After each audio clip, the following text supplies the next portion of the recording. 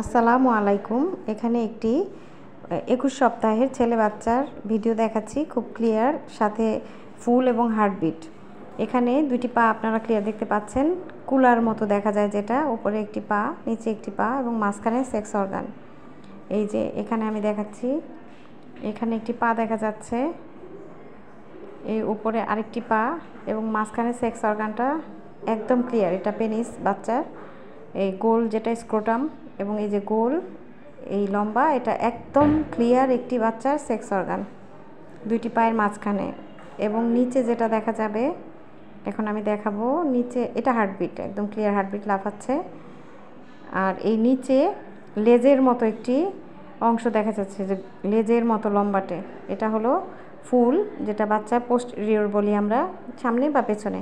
এটা পেছন দিকে আছে, এটা কোনো সমস্যা না, সামনেও থাকতে পারে পেছনেও থাকতে পারে, এটার জন্য কোনো অসুবিধা হয় না।